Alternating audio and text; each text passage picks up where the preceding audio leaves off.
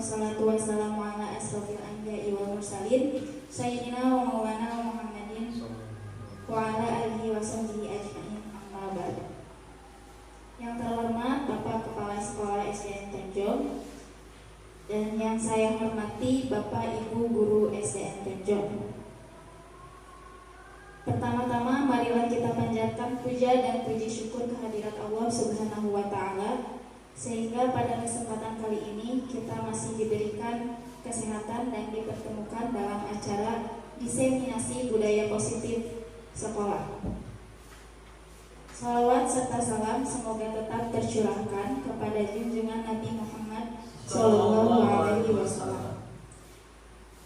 Sebelum acara dibuka, maka perkenankan saya selaku pembawa acara untuk membacakan susunan acara kali ini, yakni yang pertama pembukaan, yang kedua menyanyikan lagu Indonesia Raya, yang ketiga sambutan sekaligus peresmian, yang keempat penutupan acara, yang kelima penyerahan acara kepada moderator.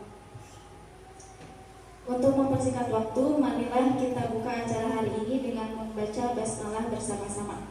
Bismillahirrahmanirrahim. Acara selanjutnya yakni menyanyikan lagu Indonesia Raya yang akan dipandu oleh Ibu Ira. Waktu dan tempat dipersilakan.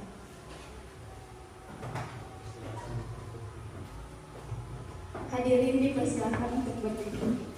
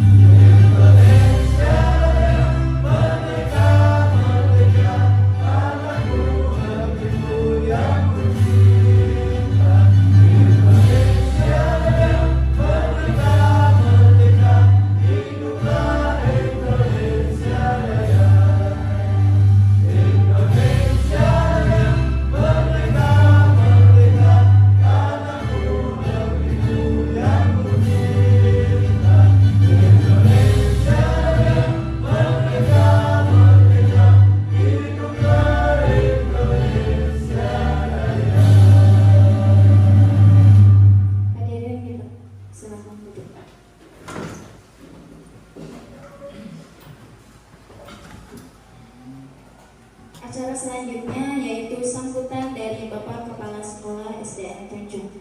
Waktu dan tempat dipersilakan.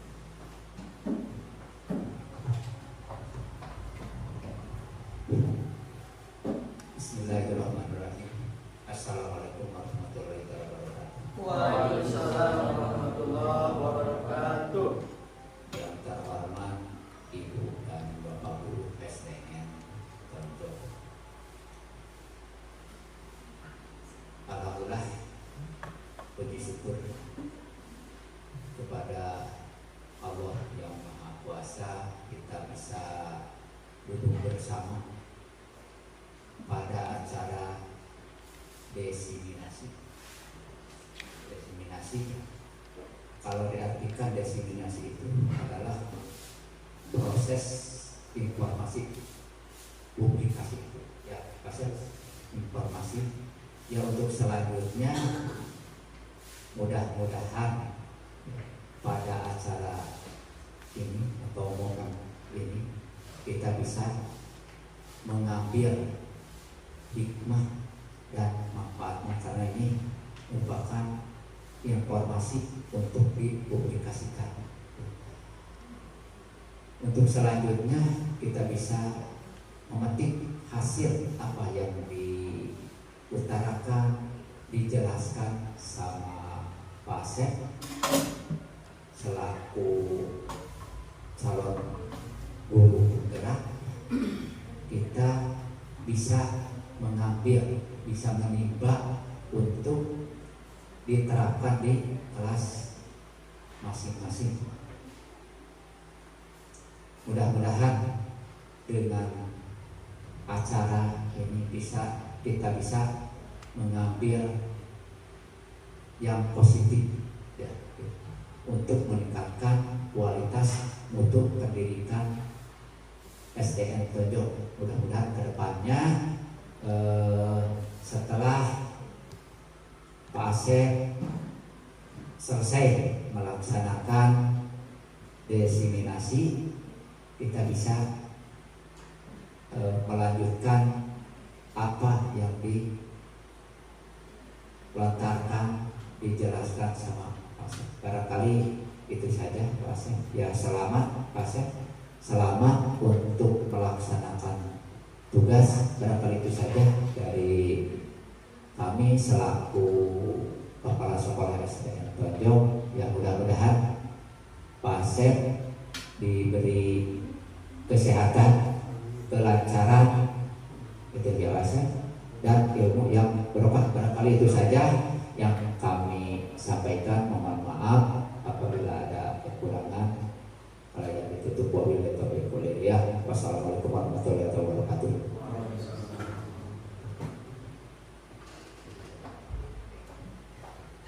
Terima kasih kepada Bapak Kepala Sekolah yang telah menyampaikan sambutannya. Untuk acara yang terakhir yaitu penutupan. Sebelum kita tutup, saya selaku pembawa acara memohon maaf apabila ada tutur kata yang kurang berkenan. Sekian, mari kita tutup bersama acara diseminasi budaya positif sekolah kali ini dengan bacaan hamdalah. Alhamdulillah.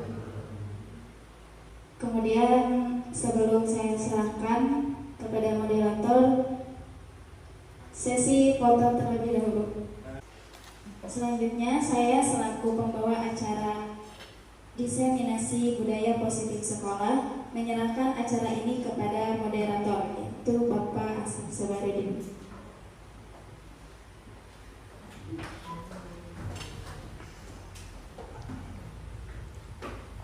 Terima kasih Ibu Erin yang telah menyerahkan kepada saya dan diberi tugas untuk menjadi moderator pada acara pada siang ini.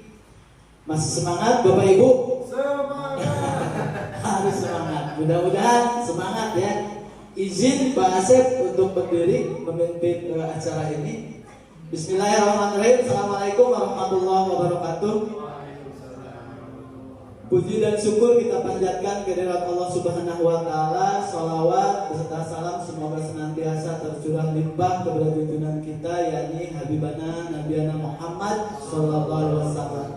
Tak lupa kepada keluarganya, para sahabat, tabi'in, dan kepada kita selaku umatnya. Bapak dan Ibu, alhamdulillah pada siang hari ini kita nanti sampai 30 menit atau 60 menit ke depan akan mengikuti paparan yang akan disampaikan oleh Pak Asep Supriyatna. Beliau adalah guru penggerak angkatan ke-8 ya. Calon guru penggerak angkatan ke-8, dan hari ini beliau akan menyampaikan tentang diseminasi budaya positif. Jadi nanti mungkin sampai 1 jam ke depan Bapak Ibu akan diberi penjelasan apa saja budaya positif yang nanti akan kita terapkan ke peserta didik kita sama-sama. Untuk itu sebagai moderator saya akan mempersilahkan kepada Pak Asep Supriyatna untuk memaparkan tentang budaya positif yang nanti materinya dibagi menjadi 7 sesi. Yang pertama perubahan paradigma belajar, yang kedua disiplin positif, yang ketiga motivasi perilaku manusia, yang keempat kebutuhan dasar, yang kelima posisi kontrol restitusi, yang keenam keyakinan kelas, dan yang terakhir adalah segitiga restitusi. Itu materi yang akan dipaparkan oleh Pak Asep Supriyatna. Untuk selanjutnya beri tepuk tangan dulu buat Pak Asep Supriyatna agar lebih semangat. Ya, terima kasih. Silakan Pak Asep. Terima kasih kepada moderator memberikan waktu untuk menyampaikan diseminasi budaya positif sekolah. Bapak dan Ibu sekalian, sebelumnya Bismillahirrahmanirrahim. Assalamualaikum warahmatullahi wabarakatuh. Bapak dan Ibu sekalian, izinkan saya Asep Supriyatna sebagai calon guru penggerak angkatan ke-8 dalam pelaksanaan calon guru penggerak. Kami mendapatkan banyak sekali ilmu yang telah kami pelajari, dan salah satunya adalah tentang budaya positif sekolah, yang mana budaya positif sekolah ini wajib kami pelajari, wajib kami laksanakan secara perlahan di kelas, dan setelah itu wajib kami diseminasikan. Dan dalam rangka ini saya diseminasi dalam rangka menyampaikan kembali materi apa yang sudah kami dapat. Kemudian semoga materi ini bisa bermanfaat bagi Bapak dan Ibu semua. Amin ya Allah ya Rabbal alamin. Puji syukur mari kita panjatkan kehadirat Ilahi Rabbi atas berkat rahmat dan karunia-Nya kita semua dapat berkumpul dalam acara diseminasi budaya positif sekolah. Sholawat dan salam semoga terlimpah curah kepada junjungan alam, yakni Habibana wa Syafi'ina wa Maulana Muhammad Sallallahu Alaihi Wasallam. Baik Bapak dan Ibu, mohon maaf sekali yang sebesar-besarnya sudah mengganggu waktu istirahatnya Bapak Ibu. Seharusnya sekarang adalah waktunya pulang, waktunya ke rumah, waktunya istirahat, ataupun waktunya ke sawah mungkin ya, kalau yang punya sawah. Tapi alhamdulillah sekali Bapak dan Ibu masih sedia untuk mengikuti acara kegiatan diseminasi ini. Saya ucapkan sekali lagi terima kasih yang sebanyak-banyaknya atas kerjasama dan dukungan dari Bapak Kepala Sekolah khususnya, dan kepada Bapak dan Ibu semua sekalian. Baik Bapak dan Ibu, sebelum kita menginjak ke acara, saya mau mendengarkan tepukannya dulu. Nah, kita ke siswa itu suka membiasakan tepuk apa? Sebelum belajar tepuk apa? Tepuk semangat. Nah, coba Pak Ade, saya mau contohkan. Tepuk semangat seperti apa? Dulu ketika di Bogor saya diperkenalkan seperti ini tepuk semangatnya, tapi tepuk semangat itu tidak ada acuannya. Tapi kalau yang saya lakukan seperti ini. Tepuk semangat. Semangat.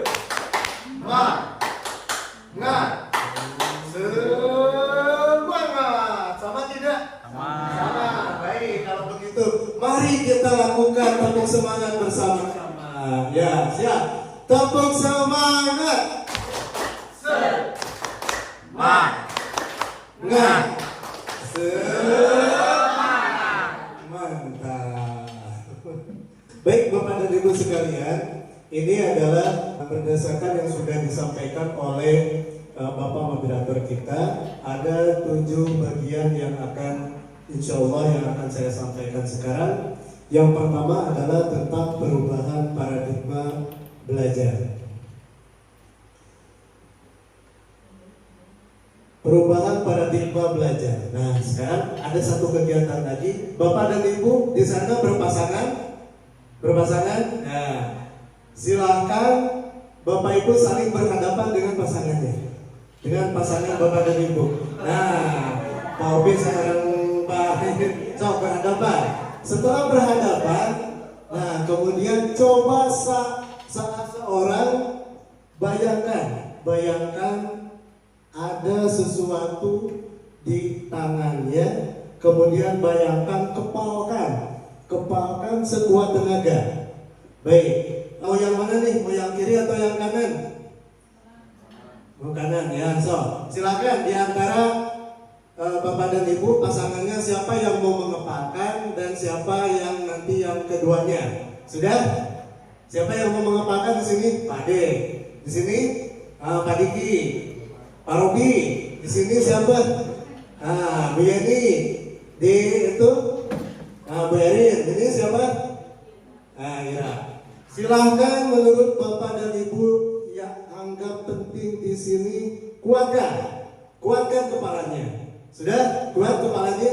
Nah sekarang yang satu orang silakan buka paksa kepala tangan yang pasangannya. Silakan buka paksa, buka. Dibujuk silakan, mau dibujuk silakan, mau dipaksa silakan, boleh. Itu bisa dibuka, bisa juga tidak ada masalah. Nah sudah. Nah sekarang mau bertanya. Terusan siapa yang dipegang? Naon dipegang? Tangannya.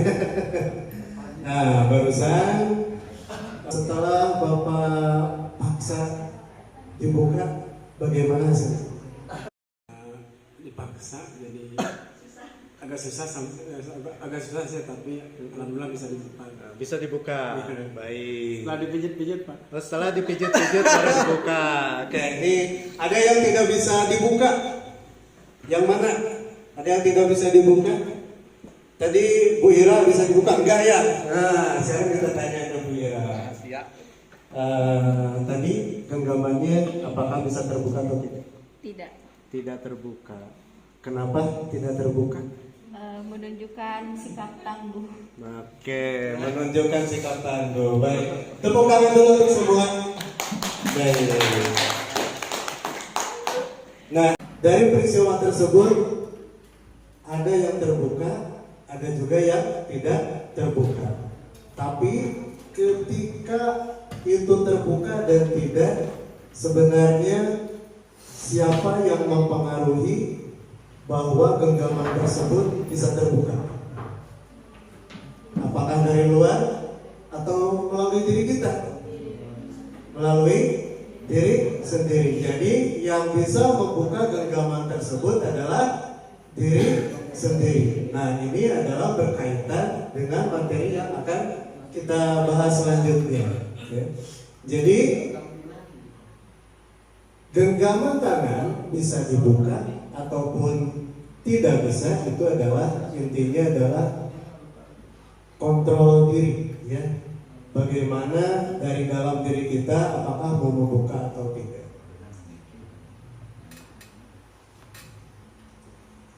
Nah selanjutnya menurut psikiater Dr. William Glasser dalam kontrol teori yang kemudian hari berkembang dinamakan Coase Theory, meluruskan beberapa miskonsepsi tentang makna kontrol. Ya. Pertama, ilusi guru mengontrol murid. Jadi kalau ada anggapan bahwa guru dapat mengontrol murid, itu ilusi menurut Dr. William Glasser. Kenapa? Karena pada dasarnya kita tidak dapat memaksa murid untuk berbuat sesuatu jikalau murid tersebut memilih untuk tidak melakukannya. Jadi jika murid saya tidak mau melakukannya meskipun disuruh, ya seperti itu. Kenapa? Saya disuruh tapi murid mau. Itu karena dari hatinya memang tergerak untuk mau. Tapi yang intinya adalah bahwa guru dapat mengontrol murid, itu menurut Dr. William Glasser, seorang psikiater, itu adalah ilusi. Kemudian ilusi bahwa semua penguatan positif efektif dan bermanfaat. Kenapa? Karena penguatan positif atau bujukan adalah bentuk-bentuk kontrol. Segala usaha untuk mempengaruhi murid agar mengulangi suatu perilaku tertentu adalah suatu usaha untuk mengontrol murid tersebut. Dalam jangka pendek mungkin kelihatan berhasil, tapi dalam jangka waktu tertentu kemudian kemungkinan murid tersebut akan menyadarinya dan mencoba untuk menolak bujukan kita, atau bisa jadi murid tersebut menjadi tergantung pada pendapat sang guru. Jadi penguatan positif itu ternyata ilusi kalau menurut seorang psikiater ya. Selanjutnya, ilusi bahwa kritik dan membuat orang merasa bersalah dapat menguatkan karakter. Kita mengkritisi murid, wah kamu kurang rapi, kamu kurang rajin. Itu ilusi bahwa kritik tersebut dapat membuat orang merasa bersalah dan menguatkan karakter. Wah saya akan kritik untuk menguatkan karakter pada murid. Tidak, karena menurut psikiater itu ilusi ya. Kita memberikan kritik kepada siswa untuk menguatkan karakter itu ilusi dan itu tidak efektif. Kemudian ilusi bahwa orang dewasa memiliki hak untuk memaksa. Nah ternyata kita dapat memaksa murid untuk melakukan sesuatu, itu ilusi menurut seorang ilmu psikiater. Kenapa? Karena banyak orang dewasa yang percaya bahwa mereka memiliki tanggung jawab untuk membuat murid-murid berbuat hal tertentu. Pada saat itu pula orang dewasa akan menyadari bahwa perilaku memaksa tidak akan efektif untuk jangka waktu panjang. Dan sebuah hubungan permusuhan akan terbentuk. Ternyata orang kalau kita memaksa murid melakukan tindakan sesuatu, meskipun menurut kita positif, maka dalam jangka waktu panjang itu tidak baik. Dan malahan lebih parah lagi, murid bisa jadi di luar sana bisa memusuhi kita jika kita sering memaksa. Selanjutnya, bagaimana seseorang bisa berubah dari paradigma stimulus respon kepada pendekatan teori kontrol menurut Stephen R. Covey. Nah, beliau menyatakan bahwa bila kita ingin membuat kemajuan secara perlahan, sedikit-sedikit ubahlah sikap dan perilaku Anda. Jadi kalau mau ada perubahan sedikit-sedikit, ya ubah sikap kita. Tapi bila kita ingin memperbaiki cara-cara utama kita, maka kita perlu merubah kerangka acuan kita. Apa itu kerangka acuan? Yaitu melihat dunia bagaimana kita berpikir tentang manusia. Ubah paradigma kita, ubah cara pandang kita. Ya, itu untuk mengubah jika ingin memperbaiki cara-cara utama kita. Jadi inti di sini adalah mengubah paradigma kita, mengubah pola pikir kita. Nah selanjutnya, ini adalah stimulus respon dan teori kontrol. Di sini dikatakan bahwa realitas atau kebutuhan kita sama. Ternyata menurut teori kontrol oleh seorang dokter psikiater itu katanya realitas atau kebutuhan itu berbeda-beda tiap orangnya, tidak bisa disamakan. Selanjutnya, semua orang melihat hal sama, padahal setiap orang memiliki gambarannya masing-masing atau gambaran yang berbeda. Selanjutnya, kita mencoba mengubah orang agar berpandangan sama dengan kita. Secara sepintas itu mungkin benar ya, tapi menurut teori kontrol adalah kita berusaha memahami pandangan orang lain tentang dunia. Jadi di sini bahwa kita tidak bisa memaksakan pandangan orang itu sama dengan kita, tetapi justru sebaliknya kita harus mampu memahami pandangan orang lain tentang dunia atau tentang suatu hal. Selanjutnya adalah orang lain bisa mengontrol saya. Padahal hanya Anda yang bisa mengontrol diri Anda. Jadi kita ya, bukan orang lain yang dapat mengontrol kita, tapi diri kita sendiri. Selanjutnya saya bisa mengontrol orang lain. Padahal Anda tidak bisa mengontrol orang lain.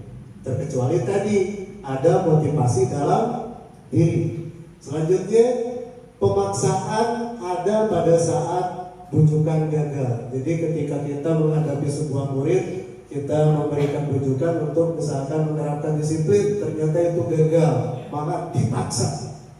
Apakah betul seperti itu? Ternyata kolaborasi dan konsensus menciptakan pilihan-pilihan baru. Ternyata yang paling bijak menurut pemahaman dari kontrol adalah memberikan pilihan-pilihan kepada siswa bagaimana seharusnya pilihan-pilihan yang dapat menindaklanjuti ketidakberhasilan siswa. Selanjutnya, model berpikir menang kalah. Di sini mengibaratkan menang itu kalau misalkan kita memberikan aturan tertentu, siswa dapat mengikutinya, wah kita menang. Namun kita memberikan aturan tertentu, siswa tidak mengikuti, berarti kalah. Bukan masalah menang kalah, tapi model berpikir menang-menang atau win-win solution atau 50-50. Jadi kita menciptakan bagaimana caranya agar murid merasa senang, bersemangat, dan guru juga berhasil dalam penyampaian yang diberikan kepada murid. Nah, alhamdulillah fase 1 beres ya. Sekarang ke fase 2. Bagaimana Pak Moderator? Apakah mau memberikan dulu kesempatan untuk bertanya? Siap. Bapak dan Ibu tadi sudah dipaparkan tentang Perubahan paradigma belajar sudah disampaikan oleh Pak Asep Supriyatna. Mungkin ada yang ingin ditanyakan oleh Bapak Ibu, silakan. Atau sudah cukup jelas? Kalau sudah cukup jelas, silakan lanjutkan kembali untuk sesi yang kedua, yaitu disiplin positif.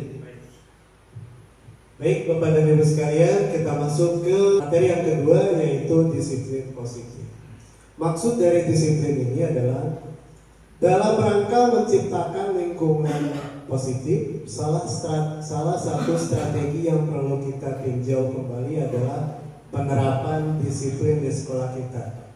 Apakah telah efektif? Apakah masih perlu ditinjau kembali? Menurut Bapak dan Ibu, apakah disiplin di sekolah kita harus ditinjau ulang atau harus ditingkatkan? Mungkin ya, kita harus ditingkatkan. Insya Allah kita bersama-sama akan meningkatkan disiplin di sekolah, terutama kita aplikasikan disiplin positif ini pada lingkungan sekolah SD Negeri Tonjong.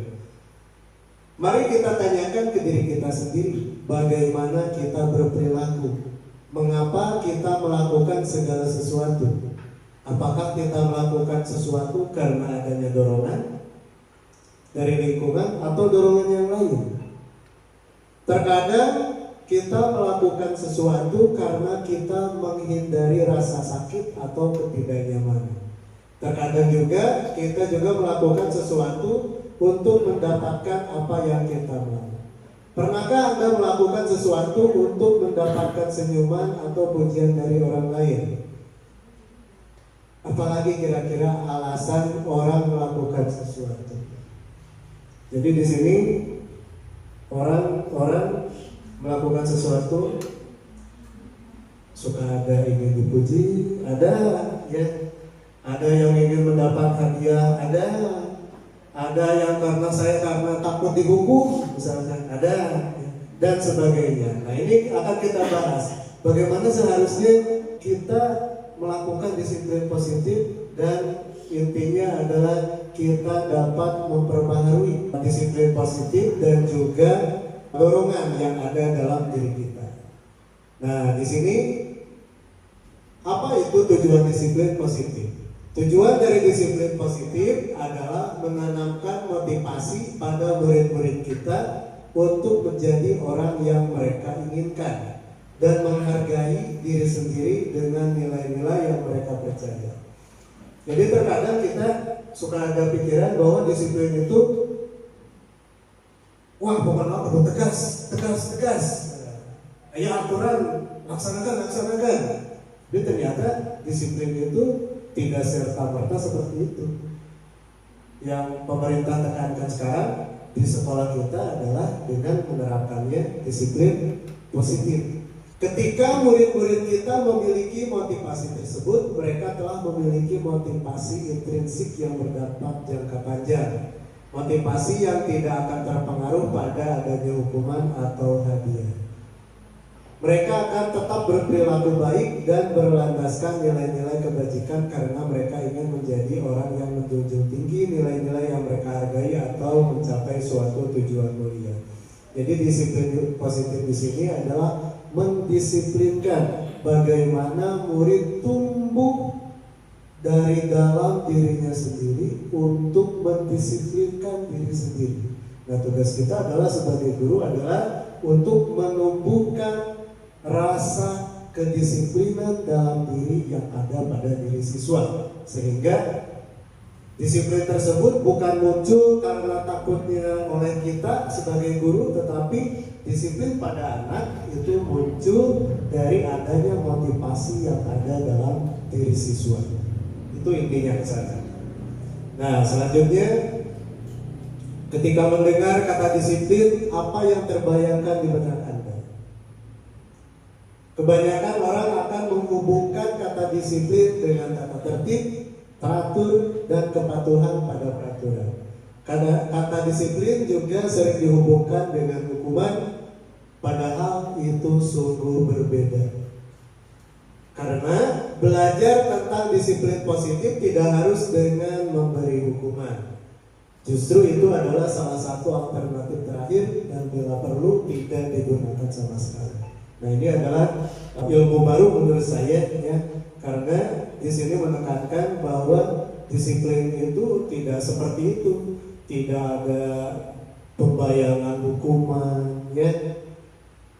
Kalau tertib ya harus teratur ya, tetapi pelaksanaan disiplin bukan berarti disiplin itu dilaksanakan harus ada hukuman, tidak seperti itu.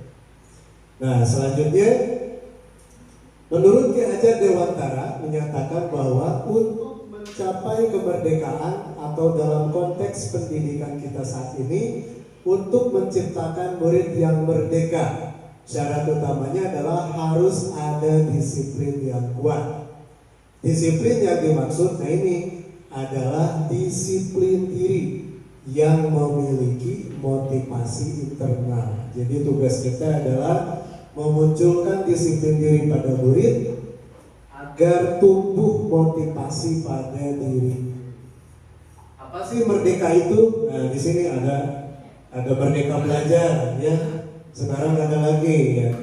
Masih merdeka teh, apakah itu merdeka sebebas-bebasnya? Tidak. Nah, di sini definisi kata merdeka menurut Ki Hajar Dewantara adalah merdeka iku jarwanya nora mung lepasi pangare nging uga kuat kuasa amandiri priyangga.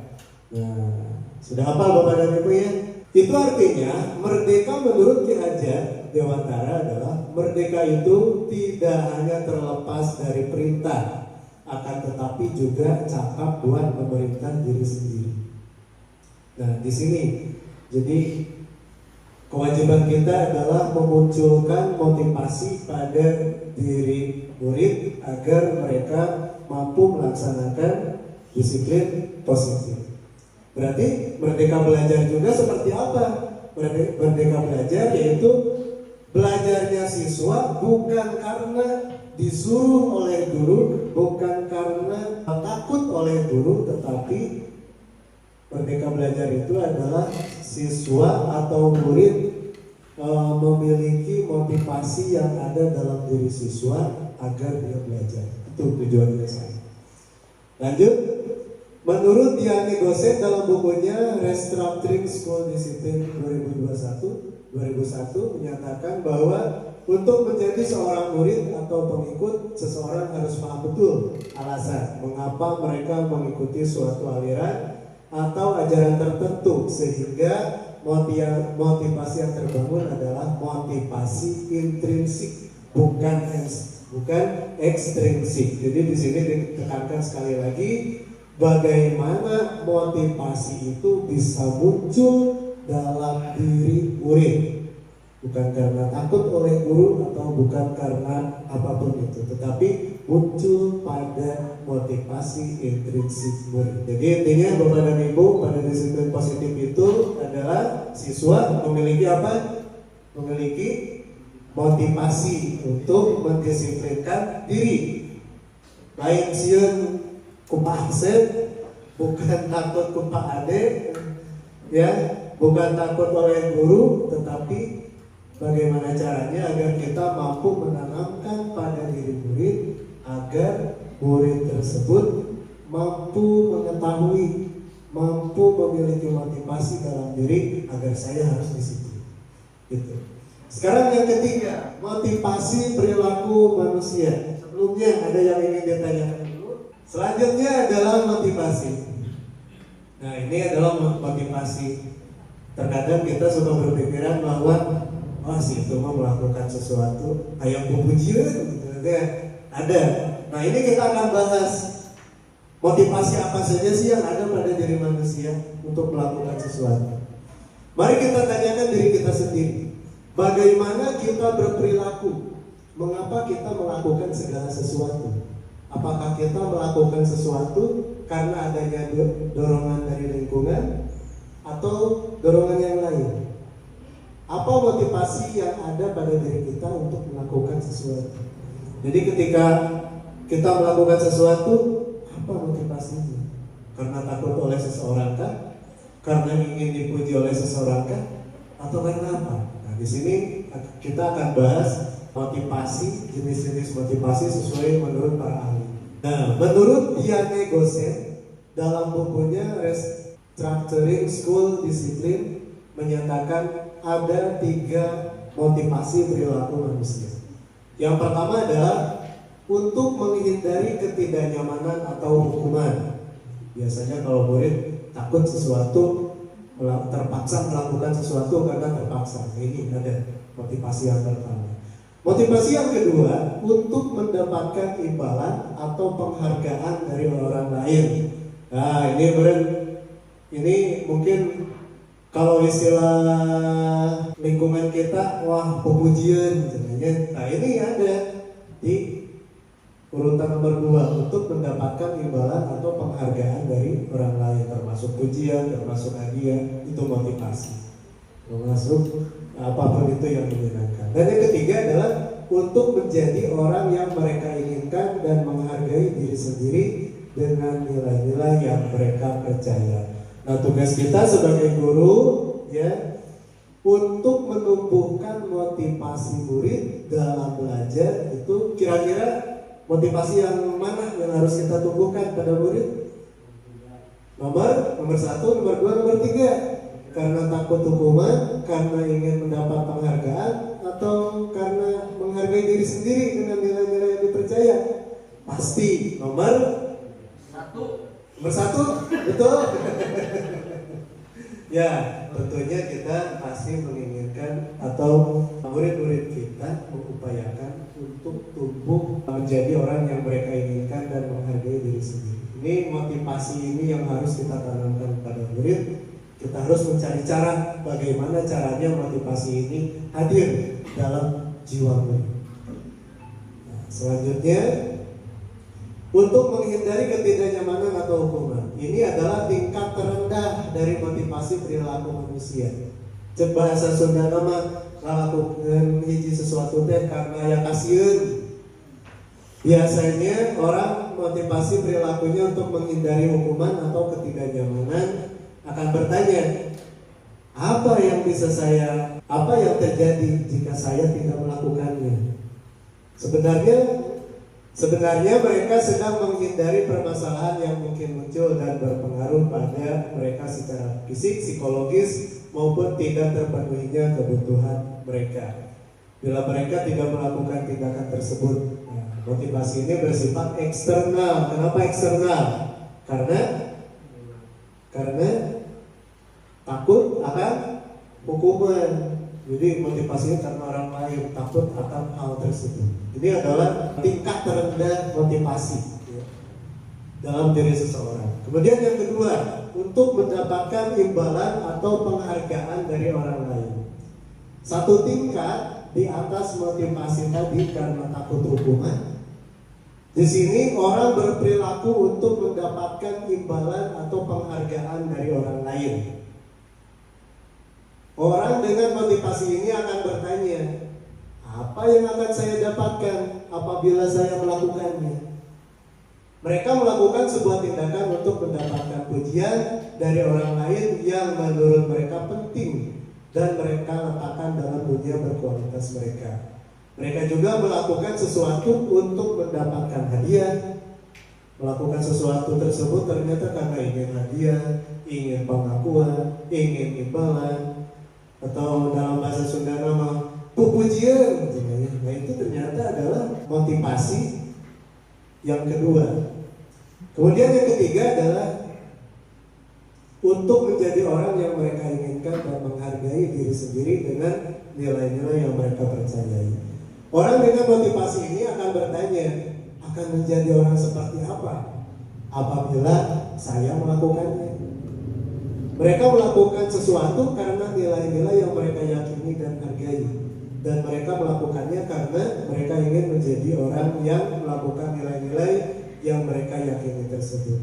Jadi Bapak dan Ibu sekalian, jika motivasi yang ketiga ini sudah tertanam dalam diri kita, dalam diri murid, maka ketika ada hukuman tidak melakukan, ya tidak takut. Karena ketika tidak mendapatkan dia atau tidak mendapat pujian, ya gak apa-apa. Toh karena dilakukan itu dari diri sendiri. Mereka melakukannya karena menghargai diri sendiri dan menjunjung tinggi nilai-nilai yang diyakininya. Jadi tidak terpengaruh oleh takutnya hukuman, tidak terpengaruh akan diberinya hadiah, uang ataupun lainnya. Ini adalah motivasi yang perlu kita tanamkan pada diri.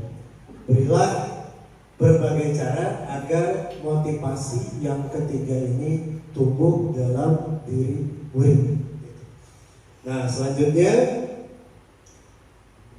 seperti tadi yang sudah diutarakan bahwa tujuan disiplin positif adalah untuk menanamkan motivasi yang ketiga. Nah, ini barusan ya, motivasi yang ketiga tidak berimbas dari hukuman ataupun tidak karena hadiah, tetapi dari diri sendiri pada murid-murid kita, yaitu untuk menjadi orang yang mereka inginkan dan menghargai diri sendiri dengan nilai-nilai yang mereka percaya.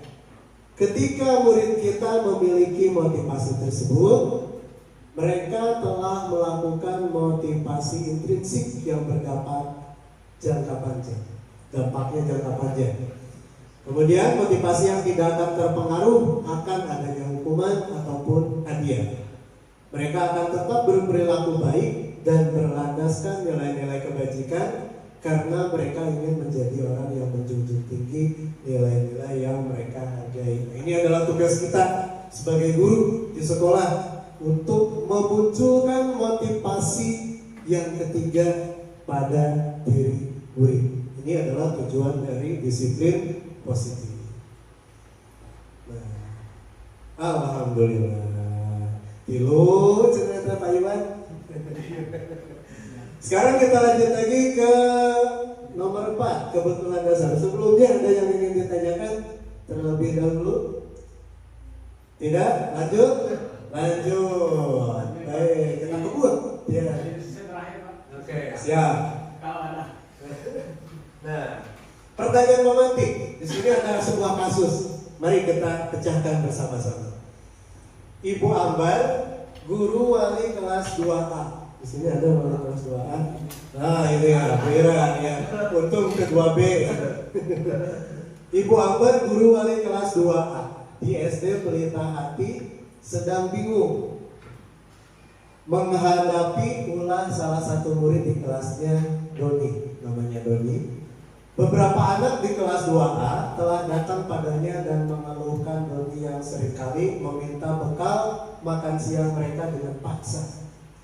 Jika Anda menghadapi situasi seperti Ibu Ambar, apa yang akan Anda lakukan? Menurut Anda kira-kira apa alasan Doni melakukan hal itu? Yo, kita tanya ke guru kelas 1. Guru kelas 1, Bu Irma. Nah, menurut Bu Irma, dalam situasi seperti ini, apa yang akan Ibu Irma lakukan? Silakan Bu Irma. Mungkin saya akan memanggil anak tersebut, lalu ditanya apa alasannya anak tersebut sehingga meminta bekal temannya. Alasannya mungkin untuk pertanyaan kedua, kira-kira alasan Doni melakukan hal itu, saya rasa anak itu akan menjawab karena kurang diberikan bekal oleh orang tuanya, gitu. Atau mungkin bekalnya tidak sesuai dengan yang diinginkan, sehingga melihat bekal dari temannya, dia menginginkannya sehingga dia meminta. Baik, luar biasa sekali. Tepuk tangan dong kepada Ibu. Nah, sekarang ke Bapak. Nah, Pak Robi. Menurut Pak Robi, jika Pak Robi mendapatkan masalah seperti Ibu Ambar ini, pertanyaan pertama, apa yang akan Pak Robi lakukan? Kemudian kira-kira kenapa alasan Doni seperti itu? Silakan. Yang akan saya lakukan apabila mengalami permasalahan seperti ini, saya akan menanyakan terlebih dahulu kepada Doni ya, dari hati ke hati, mungkin apa saja yang membuat Doni melakukan itu. Pasti ada latar belakangnya. Kalau pengalaman ini bukan pengalaman anak saya yang pernah dipinta makanannya secara paksa itu waktu kemarin di SD itu karena temannya itu memang kurang diperhatikan oleh orang tuanya, di mana si anak itu mungkin diberikan bekalnya hanya asal-asalan saja, makanannya tidak sesuai dengan keinginannya atau selera dari anak itu, seperti itu mungkin Pak. Oke, baik, terima kasih. Tepuk mantul dong Bapak dan Ibu. Tahu tepuk mantul? Tepuk mantul. Prok mantul. Prok mantul. Mantap betul. Bisa ya? Oke. Tepuk mantul. Mantul. Mantap betul. Oke, luar. Kita sudah mendapatkan dua pendapat yang sebenarnya mirip-mirip ya. Ada satu benar. Baik, untuk menjawabnya kita masuk ke slide selanjutnya, karena di slide selanjutnya akan kita bahas. Semua yang kita lakukan adalah usaha terbaik kita untuk mendapatkan apa yang kita inginkan. Ketika kita mendapatkan apa yang kita inginkan, sebetulnya saat itu kita sedang memenuhi satu kebutuhan dasar kita, yaitu kebutuhan untuk bertahan hidup, kasih sayang dan rasa diterima atau love and belonging, kemudian kebebasan atau freedom, kesenangan atau fun, dan penguasaan atau power. Jadi tadi pertanyaan yang diutarakan di awal itu tidak akan terlepas dari kelima kebutuhan dasar ini. Mana yang terdapatnya? Baik, kita lanjutkan. Nah, ini adalah Bapak dan Ibu, ketika seorang murid melakukan suatu perbuatan yang bertentangan dengan nilai-nilai kebajikan atau melanggar peraturan, hal itu sebenarnya dikarenakan karena mereka gagal memenuhi kebutuhan dasar mereka. Kebutuhan dasar manusia itu ada berapa? Nah, menurut ilmu dari psikologi itu ada 5. Yang pertama adalah bertahan hidup, kemudian kasih sayang, kebebasan, kesenangan, dan penguasaan. Jadi jika ada murid yang melakukan suatu pelanggaran aturan, kelima ini ada yang harus dipenuhi oleh murid tersebut, atau adanya kekurang terpenuhinya di antara 5 dasar kebutuhan murid tersebut. Baik, kita mengacu pada kasus kita. Yang pertama adalah kebutuhan hidup. Kebutuhan bertahan hidup atau survival adalah kebutuhan yang bersifat fisiologis untuk bertahan hidup, misalnya kesehatan, rumah, dan makanan. Kebutuhan biologis sebagai bagian dari proses reproduksi juga termasuk. Kebutuhan untuk tetap bertahan hidup. Komponen psikologis pada kebutuhan ini meliputi kebutuhan akan perasaan aman. Nah, kita kembali tadi pada kasus Doni tadi. Dalam kasus Doni di atas, apabila jawaban Doni ketika ditanya oleh Ibu Ambar adalah karena ia lapar dan orang tuanya tidak membawakannya bekal makan siang. Nah, ini tadi seperti jawaban dari Bu Irma ya. Bu Irma Robi juga hampir mirip ya, seperti ini. Maka jika kasusnya ketika tadi seperti Pak Robi bilang ditanya dari hati ke hati, jika setelah kita melakukan wawancara atau pembicaraan dengan Doni, jika mana barusan karena ia lapar-laparnya tidak membawakannya bekal makan siang, maka kebutuhan dasar yang sedang berusaha dipenuhi oleh Doni adalah kebutuhan untuk bertahan hidup. Nah, ini ternyata kebutuhan dia melakukan sesuatu itu karena sifat alaminya dia untuk bertahan hidup atau survival. Kemudian yang kedua, kasih sayang dan rasa diterima atau kebutuhan untuk diterima.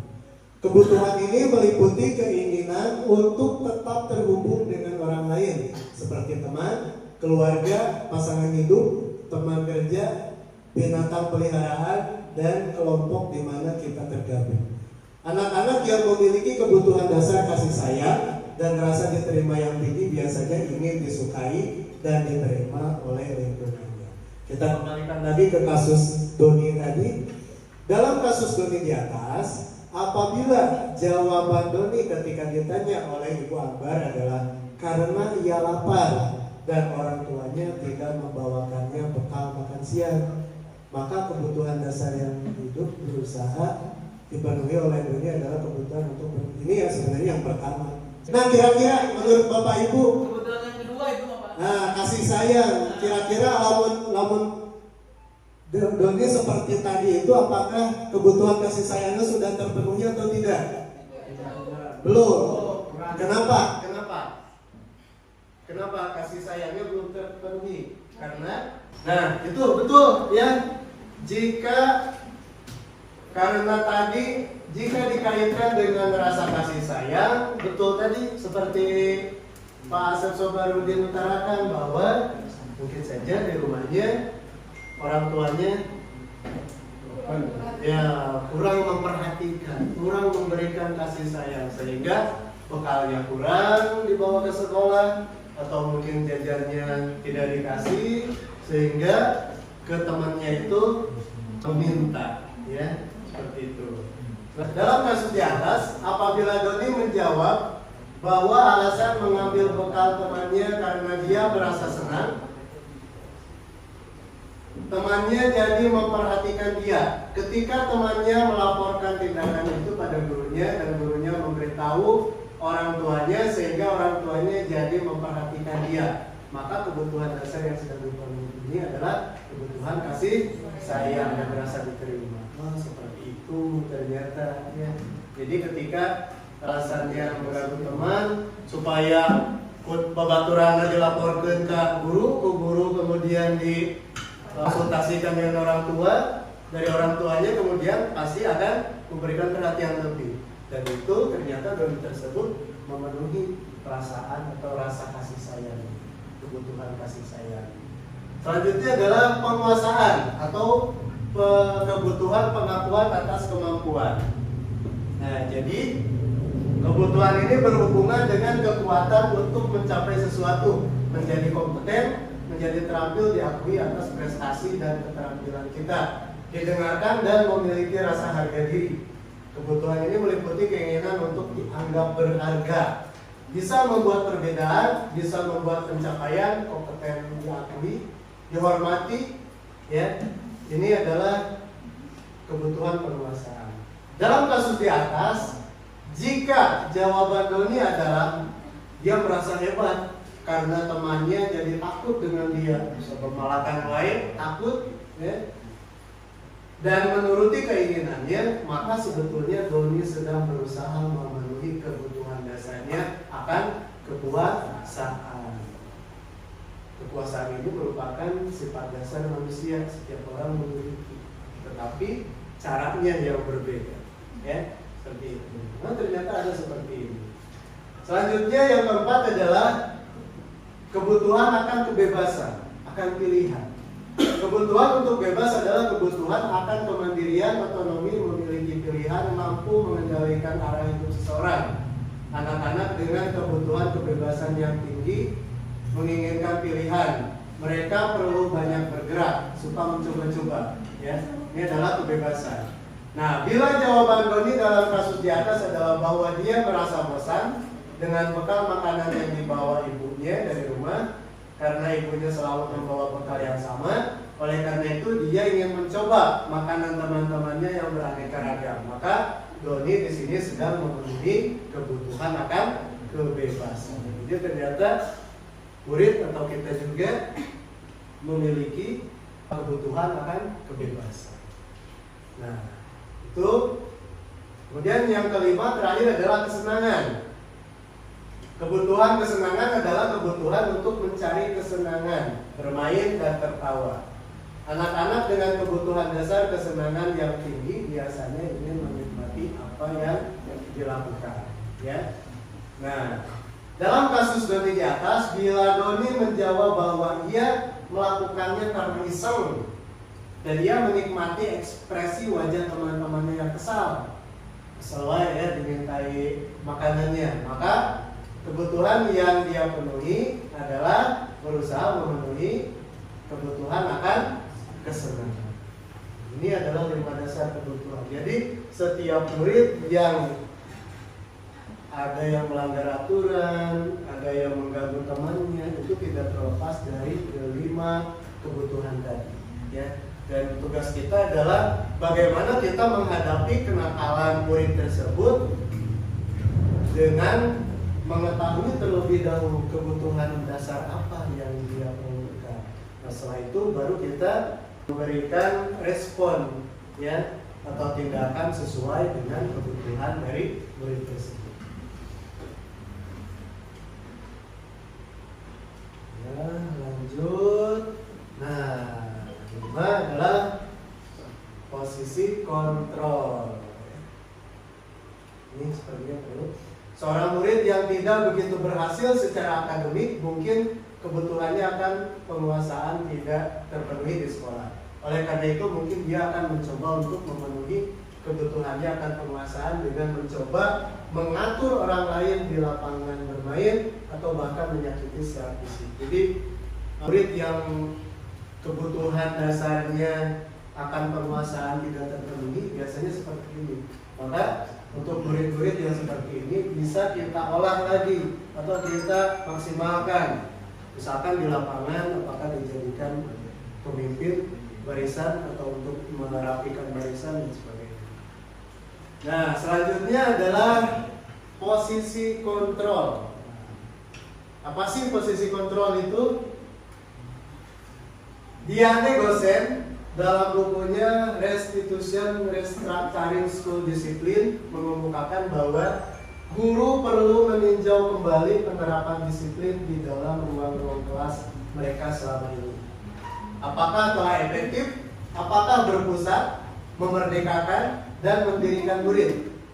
Bagaimana dan mengapa? Ini menurut Diane Gosen. Ya, kita telusuri, kita sikapi lagi bagaimana di kelas kita. Dan kita lah yang lebih tahu bagaimana kedisiplinan anak atau kedisiplinan murid yang ada pada murid di kelas kita. Melalui serangkaian riset dan berdasarkan pada teori kontrol Dr. William Glasser, Gosen berkesimpulan ada 5 posisi kontrol yang diterapkan seorang guru, orang tua ataupun atasan dalam melakukan kontrol. Ini baik guru ataupun orang dewasa terhadap anak memiliki 5 posisi kontrol, 5 jenis. Yang pertama adalah tipe sebagai penghukum. Ini kita bicarakan kita saja ya sebagai guru. tipe penghukum, yang kedua adalah pembuat rasa bersalah, yang ketiga posisi kontrol sebagai teman, yang keempat adalah sebagai pemantau, dan yang kelima adalah sebagai seorang manajer. Ini adalah melalui hasil riset ya dikelompokkan menjadi 5 jenis. Kita termasuk yang mana? Apakah tipe penghukum? 01. Apakah tipe pembuat rasa bersalah? Tipe teman, pemantau, atau manajer? Apa sih sebenarnya? Dan kita harus berbuat seperti apa? Dan harus yang mana? Nah, ini materi ini sebenarnya Bapak dan Ibu, saya sendiri merasa ruas gitu ketika mengetahui akan materi seperti ini, karena dari dulu sampai sekarang, dari dulu kuliah sampai kemarin saya mengikuti struktur nasional guru pembelajar menjadi guru inti pada program PKP. Ini tidak ada materi yang ini, hanya materi profesional dan pedagogi. Kemudian ada juga tambahan andragogi. Tapi ini benar-benar baru, benar-benar fresh. Apa saja pengertiannya dan bagaimana kita bahas persatu persatu. Pertama adalah tipe penghukum. Seorang penghukum bisa menggunakan hukuman fisik maupun verbal. Orang-orang yang menjalankan posisi penghukum senantiasa mengatakan bahwa sekolah memerlukan sistem atau alat yang dapat lebih menekan murid-murid lebih dalam lagi. Guru-guru yang menerapkan posisi penghukum akan berkata, patuhi aturan saya atau awas. Nah, kamu selalu saja salah. Selalu, pasti selalu yang terakhir selesai. Guru seperti ini senantiasa percaya hanya ada satu cara agar pembelajaran dia berhasil, yaitu cara dia. Kita resapi dulu bagaimana keseharian kita, ya, apakah tipe yang mana, ya, dan bagaimana kita ke depan. Kemudian yang kedua, tipe pembuat merasa bersalah. Pada posisi ini biasanya guru akan bersuara lebih lembut. Pembuat rasa bersalah akan menggunakan keheningan yang membuat orang lain merasa tidak nyaman, bersalah, atau rendah diri. Kata-kata yang keluar dengan lembut akan seperti, ibu sangat kecewa sekali dengan kamu. Berapa kali bapak harus memberitahu kamu ya? Gimana coba kalau orang tua kamu tahu kamu berbuat begini? Nah, jadi ketika menyampaikan ke murid tidak dengan marah seperti guru yang pertama tadi, tidak. Iwan, kamu dari kemarin tidak mematuhi aturan kelas. Kamu mau bapak dimarahi oleh kepala sekolah bapak. Kamu mau orang tua kamu sedih melihat kamu. Itu adalah tipe pembuat merasa bersalah. Jadi supaya murid nanti merasa bersalah untuk mengikuti ucapan guru. Itu yang kedua. Kamu ini tidak bisa dinilai. Itu adalah tipe. Sekarang kita masuk yang ketiga, guru sebagai teman. Ini posisi kontrol ketiga adalah teman. Guru pada posisi ini tidak akan menyakiti murid, namun akan tetap berupaya mengontrol murid melalui persuasi. Posisi teman pada guru bisa negatif ataupun positif. Positif di sini berupa hubungan baik terjalin antara guru dan murid. Nah, jadi kalau teman mah ada positifnya, ada negatifnya. Kalau tadi tipe yang pertama dan yang kedua adalah sudah jelas itu menurut Diane itu adalah negatif, ya, negatif. Nah, positifnya apa? Jika guru berlaku sebagai posisi kontrol sebagai teman, maka dia akan menggunakan hubungan baik dan humor untuk mempengaruhi seseorang. Mereka akan berkata, ayolah nak, bantu ibu, ya, demi bapak. Sok ayeuna Robi, silakan Robi, ayolah Robi, taati aturan, tolong bantu bapak, ya. Itu seolah-olah mendekatkan diri dengan murid, seolah-olah bisa menjadi teman murid, ya. Ya sudah, kali ini tidak apa-apa, nanti ibu bantu bereskan. Ini adalah tipe yang ketiga, teman. Positifnya betul bisa menjalin komunikasi yang lebih dekat dengan murid, tetapi ada tapinya, ya. Nah, ini hal negatifnya jika posisi kita sebagai teman.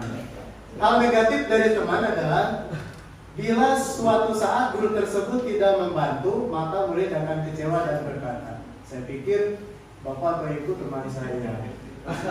Sudah bener merasa ya ke teman, ternyata kok tidak membantu lagi, oh berarti bukan teman saya. Murid merasa dikecewakan dan tidak mau lagi berusaha. Kalau seperti itu, yaudah saya tidak mau lagi. Itu negatif. Hal lain mungkin timbul adalah murid hanya akan bertindak untuk guru tertentu dan tidak untuk guru lainnya. Jadi bisa jadi murid tersebut baik hanya pada guru tersebut saja, yang dekat sebagai teman saja. Sedangkan guru yang lain tidak patuh atau tidak taat. Itu adalah negatifnya bagi mahasiswa. Murid akan tergantung pada guru tersebut yang jelas, ya, karena merasa dekat dengan teman, merasa seperti teman akan tergantung. Itu negatifnya. Nah, sekarang posisi yang keempat adalah pemantau. Memantau berarti mengawasi. Pada saat kita mengawasi, kita bertanggung jawab atas perilaku orang-orang yang kita awasi. Posisi pemantau berdasarkan pada aturan-aturan dan konsekuensi. Dengan menggunakan sanksi atau konsekuensi, kita dapat memisahkan hubungan pribadi kita dengan murid. Sebagai seorang yang menjalankan posisi pemantau, pertanyaan yang diajukan adalah, ini posisi pemantau itu bersifat datar kepada ibu. Jika ada anak yang melanggar aturan, misalkan Ade melanggar aturan tidak memakai sepatu, misalkan. Kalau tadi tipe pemarah, bagaimana kalau ke Ade yang tidak memakai sepatu? Marahi. Kamu ini sudah tahu aturannya seperti itu, masih tidak pakai. Atau silakan lari ke lapangan 10 kali. Atau berdiri di lapangan. Nah, itu tipe pemarah tadi, ya. Tapi kalau tidak memantau seperti itu, tidak seperti itu juga. Akan langsung bertanya, Adik, kamu tidak memakai sepatu, peraturannya apa? Kemudian apa yang telah kamu lakukan? Kemudian setelah itu, menurut aturan sanksi apa yang sudah kita sepakati? Dan seperti itu. Dia datar, tidak menganggap dirinya sebagai teman, atau juga tidak menganggap sebagai, atau tidak melakukan murid seperti guru pemarah tadi, ya, seperti itu. Ini adalah tipe pemantau. Jadi yang diatur, yang diucapkannya aturannya apa? Terus kamu melakukan pelanggaran. Jika kamu melakukan pelanggaran, konsekuensinya atau hukumannya apa? Silakan laksanakan. Itu adalah tipe pemantau. Dan yang terakhir adalah, nah ini seseorang pemantau sangat mengandalkan perhitungan catatan data yang dapat digunakan sebagai bukti atas perilaku seseorang berdasarkan data, ya, dan daftar penyampaian terhadap anaknya. Nah, yang terakhir adalah posisi sebagai manajer. Posisi terakhir atau manajer adalah posisi di mana guru berbuat sesuatu bersama dengan murid, mempersilahkan murid mempertanggungjawabkan perilakunya, mendukung murid agar dapat menemukan solusi atas permasalahannya sendiri. Ini adalah posisi yang kelima, ya. Seorang manajer telah memiliki keterampilan di posisi teman maupun pemantau, dan dengan demikian bisa jadi di waktu-waktu tertentu kembali kepada kedua posisi tersebut bila diperlukan. Di manajer, murid diajak untuk menganalisis kebutuhan dirinya tadi, ya, berdasarkan kebutuhan dasar yang 5 tadi, kemudian maupun kebutuhan orang lain. Kalau di sini jika ada murid yang mengganggu. Di sini penekanannya bukan pada kemampuan membuat konsekuensi, namun dapat berkolaborasi dengan murid bagaimana memperbaiki kesalahannya. Di posisi manajer ini adalah bagaimana caranya murid, ketika ada murid yang melanggar, maka bukan diutamakan itu kesalahannya atau hukumannya, tetapi bagaimana berkolaborasi dengan murid tersebut untuk memecahkan permasalahan yang dihadapi murid tersebut sehingga ada solusi bersama. Ini adalah inti dari posisi manajer. Dan nah ini seorang manajer akan berkata, apa yang kita keyakini? Kembali ke keyakinan kelas. Apakah kamu meyakininya? Jika kamu meyakininya, apa kamu bersedia memperbaikinya? Kemudian, jika kamu memperbaiki ini, hal ini menunjukkan apa tentang diri. Jadi, tugas guru sebagai seorang manajer bukan untuk mengatur perilaku seseorang. Kita membimbing murid untuk dapat mengatur dirinya sendiri. Seorang manajer bukan memisahkan murid dari kelompoknya, tapi mengembalikan murid tersebut dengan lebih baik dan baik. Ini adalah inti dari posisi manajer. Nah, jadi sebelum ke video, Bapak dan Ibu sekalian, kira-kira secara jujur kita mengambil posisi sebagai apa? Guru sebagai nomor 1, 2, 3, 4 atau 5?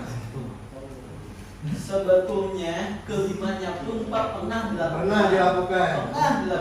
Betul. Jadi guru pemarah. Betul. Sangat sering. Jadi guru manajer sudah pernah. Jadi saya sendiri ketika melihat materi ini terkejut gitu. Oh, ternyata ada pengklasifikasian seperti ini. Dan ternyata klasifikasi guru ini ada yang berakibat negatif pada murid dan juga ada yang positif. Kalau ini kita apa? Jadi bertahap, Pak. Ya. Pertama, memahami. Ya. Jangan garing. Lila, ini intinya. Sekali 2 kali ini, malah dicarek kayak gini. Pas kaki lo Ya, jadi bertahap. Ya. Ubahlah kita menjadi guru sebagai seorang guru tipe manajer, ya. Jadi tidak lagi usahakan, tidak lagi sebagai guru pemarah, tidak lagi guru sebagai pembuat merasa bersalah, karena itu adalah akan berakibat pada berakibat negatif pada guru. Tapi kita usahakan bersama-sama, kita belajar bersama-sama, ayo kita berbarengan diajar bareng-bareng supaya kita bisa dan mampu menjalankan guru sebagai posisi manajer. Amin. Amin. Ya. Nah, perhatikan video berikut. Jika kita berkendara, kenapa harus menggunakan helm?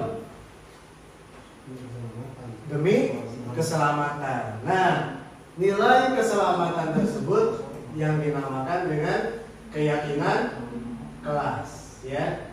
Dengan keyakinan. Nah, termasuk dalam kelas kita, keyakinan adalah nilai-nilai kebajikan universal yang disepakati secara tersirat dan tersurat, lepas dari latar belakang suku, negara, bahasa maupun agama. Jadi di sini keyakinan seseorang akan lebih memotivasi seseorang dari dalam. Seseorang akan lebih tergerak dan bersemangat untuk menjalankan keyakinannya daripada hanya sekedar mengikuti serangkaian peraturan tertulis tanpa makna.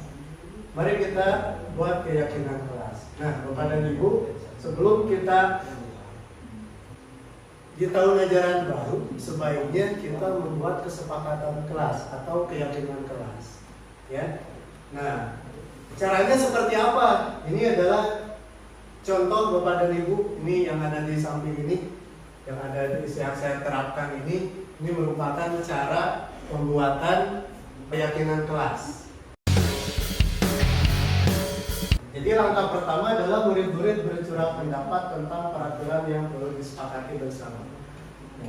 Kita sampaikan kepada murid-murid, kita akan melakukan apa saja, atau dalam kelas peraturan apa saja yang akan kita laksanakan bersama. Misalkan peraturan apa yang ada di kelas, misalkan ingin membuat apa? Nah, tidak boleh ribut. Kemudian apa lagi? Membuang sampah pada tempatnya. Kemudian apa lagi? Ya, dan sebagainya. Ya. Nah, nanti murid-murid kemudian mencatat semua masukan-masukan di papan tulis. Nah, ini sebenarnya saya ingin mempraktikkannya, tapi apakah waktunya cukup atau tidak ya? Jadi di sini saja. Murid-murid pertama, nah ini di sini ada contohnya. murid-murid menuliskan dulu kesepakatan yang ingin disepakati. Misalkan hanya satu saja. Misalkan tadi dilarang apa Bu Irna tadi? Tidak boleh ribut. Siswa nulis tidak boleh ribut. Setelah itu ditempelkan di kertas di depan. Semua nanti menempelkan. Nah, setelah itu baru kita kelompokkan.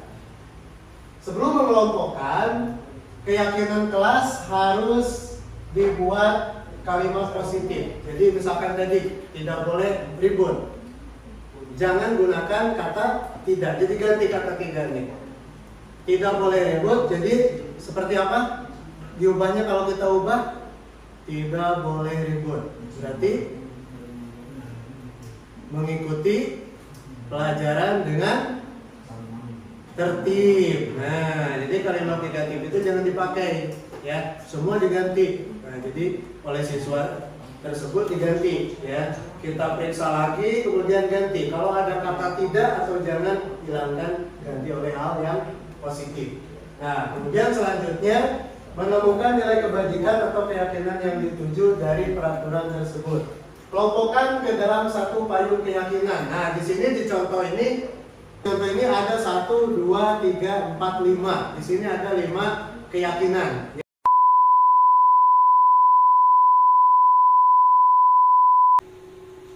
Langkah yang kelima adalah semua warga kelas dipersilahkan untuk meninjau ulang dan menyetujui dengan menandatangani keyakinan kelas tersebut, termasuk guru.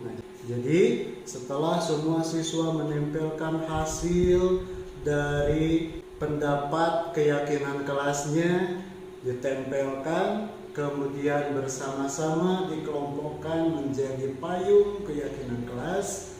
Setelah itu, setelah semua sepakat, baru kemudian menandatanganinya. Siapa saja yang menandatanganinya? Yaitu semua siswa yang hadir yang membuat keyakinan kelas bersama-sama ikut menandatanganinya. Kemudian setelah siswa beres, kemudian guru juga ikut menandatanganinya. Berikut adalah hasil dari karya kami. Sekarang kita lanjutkan ke bagian yang terakhir, yaitu segitiga restitusi. Restitusi adalah sebuah cara menanamkan disiplin positif pada murid. Nah, ini jadi sesuatu yang baru untuk kita pelajari dan bisa kemudian nanti kita terapkan bersama-sama. Restitusi adalah proses menciptakan kondisi bagi murid untuk memperbaiki kesalahan mereka, sehingga mereka bisa kembali pada kelompok mereka dengan karakter yang lebih kuat. Ini menurut dari teori Gosen pada tahun 2004. Kemudian restitusi juga adalah proses kolaboratif yang mengajarkan murid untuk mencari solusi untuk masalah dan membantu murid berpikir tentang orang, seperti apa yang mereka inginkan dan bagaimana mereka harus memperlakukan orang lain. Ini adalah pengertian restitusi menurut teori Klaus Gosen. Ya, melalui restitusi, ketika murid berbuat salah, guru akan menanggapi dengan cara memungkinkan murid untuk membuat evaluasi internal tentang apa yang dapat mereka lakukan untuk memperbaiki kesalahan mereka dan mendapatkan kembali harga dirinya. Restitusi menguntungkan korban, tetapi juga menguntungkan orang yang telah berbuat salah. Ini sesuai dengan prinsip teori kontrol William Glasser tentang solusi menang-menang. atau win-win solution. Murid yang ketika mereka melakukan kesalahan itu tidak terpojokkan dan bisa mengubah dari posisi gagal ke posisi sukses dengan cara restitusi ini. Diane Gozen dalam bukunya Restitution telah merancang sebuah tahapan untuk memudahkan para guru dan orang tua dalam melakukan proses untuk menyiapkan anaknya untuk melakukan restitusi, bernama segitiga restitusi atau yang kita kenal dengan restitution triangle. Nah, Bapak dan Ibu sekalian, ini adalah tahapan-tahapan dari segitiga restitusi. Yang pertama adalah tahapannya yaitu menstabilkan identitas, ya. Jadi di sini Bapak Ibu kita dapat melaksanakan tahapan segitiga restitusi melalui 3 cara. Yang pertama adalah menstabilkan identitas. Bagian dasar dari segitiga restitusi bertujuan untuk mengubah identitas anak dari identitas gagal ke atau menjadi identitas sukses. Mengubah identitas anak dari orang yang gagal karena melakukan kesalahan menjadi orang yang sukses. Nah, ini adalah tujuan dari triangle ini, segitiga restitusi ini.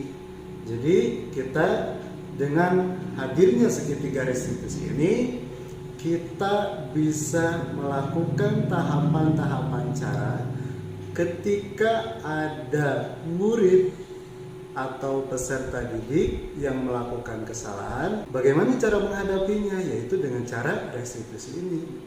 Kenapa? Karena di bagian yang dasar ini adalah bagaimana kita mampu mengubah dari identitas gagal ketika murid melakukan sebuah kesalahan menjadi identitas sukses. Nah, bagaimana caranya?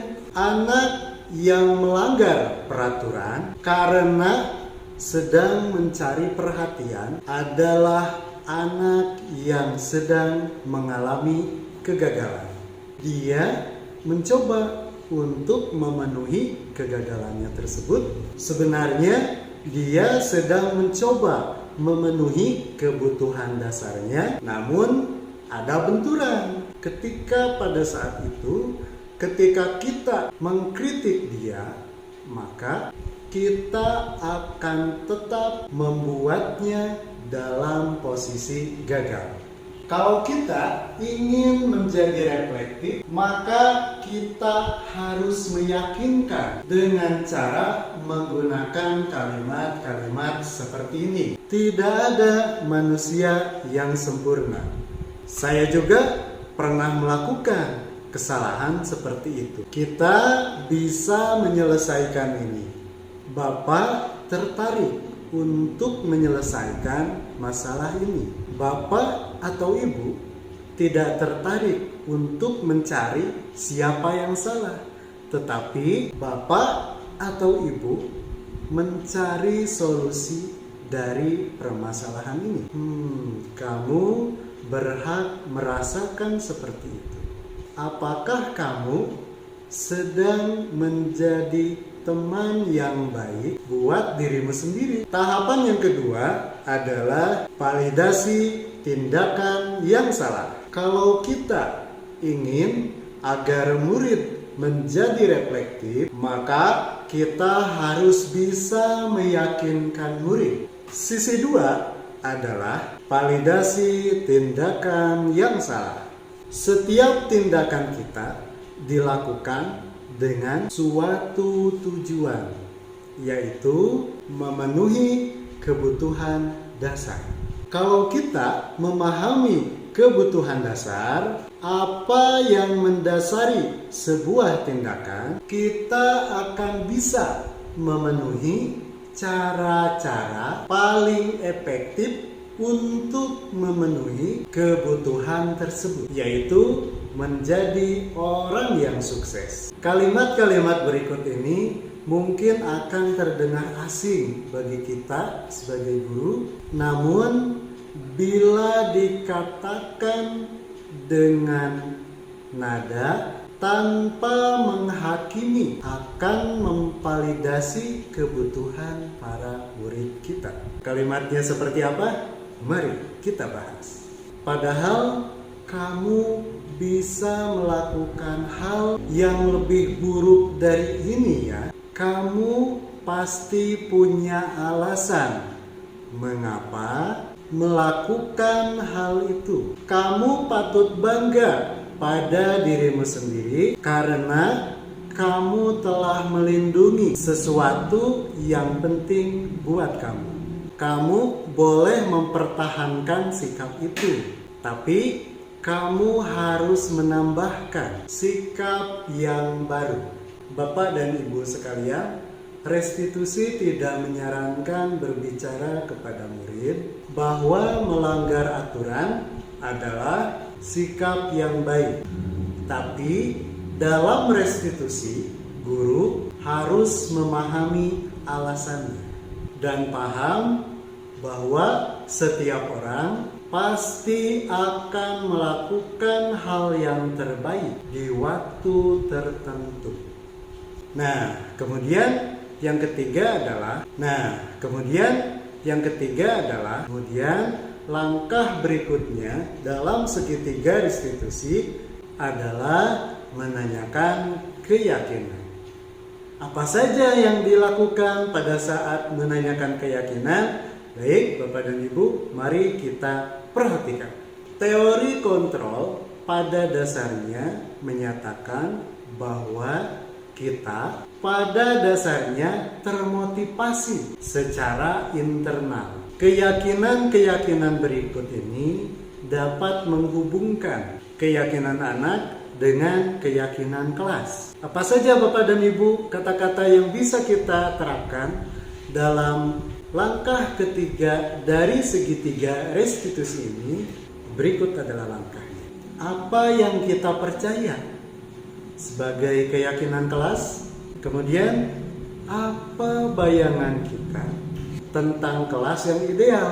Kamu mau jadi orang yang seperti apa? Baik Bapak dan Ibu, pengalaman-pengalaman dan pembelajaran yang saya dapat setelah menerapkan konsep kunci-kunci tersebut yang tadi adalah siswa mampu untuk lebih menghargai dan lebih menjalankan sikap disiplin positif. Contohnya seperti apa? Yaitu contohnya tadi pada saat penerapan keyakinan kelas. Mungkin 1, 2, sampai 3 hari siswa masih belum terbiasa dan masih merasa ada sesuatu yang aneh atau ada sesuatu yang berbeda. Tapi setelah dilakukan dalam 1 minggu dan 2 minggu, ternyata siswa-siswa tersebut dapat melaksanakan aturan-aturan atau keyakinan-keyakinan yang sudah disepakati bersama. Jadi ini merupakan hal positif yang telah diraih oleh kelas kami, bisa dilaksanakan di dalam kelas saya. Jadi melalui disiplin positif ini, melalui segitiga restitusi ini, melalui keyakinan kelas, ini sangat bermanfaat sekali bagi saya khususnya sebagai seorang guru dan murid-murid saya di kelas. Disiplin positif itu memang hanya sedikit sulit untuk diterapkan, tapi lama-kelamaan alhamdulillah bisa sedikit demi sedikit dapat terlaksana dengan baik. Baik Bapak dan Ibu sekalian, terima kasih atas waktu dan perhatiannya. Mohon maaf atas segala kekurangan saya. Semoga dengan mengikuti kegiatan ini kita dapat mengambil manfaat dari paparan yang telah saya berikan tadi. Amin ya Allah ya Rabbal Alamin. Terima kasih dari saya, dicukupkan sekian. Wassalamualaikum warahmatullahi wabarakatuh.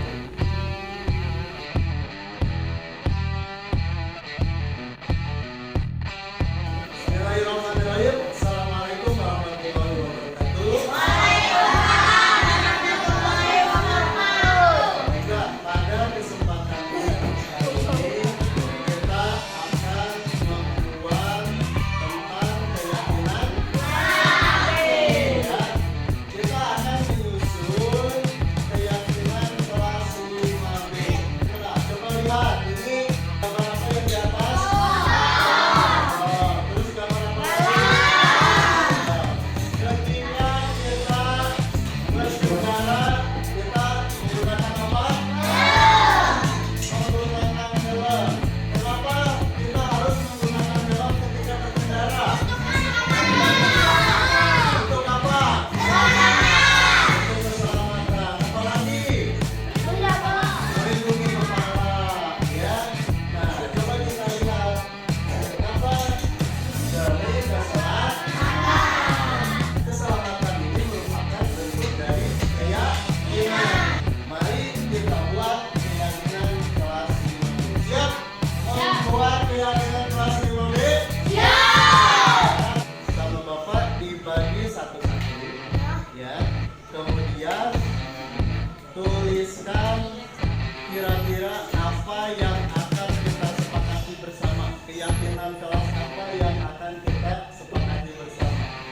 Contohnya seperti apa? Menjaga kebersihan. Apa lagi? Menjaga kesehatan. Terus kalau sabu.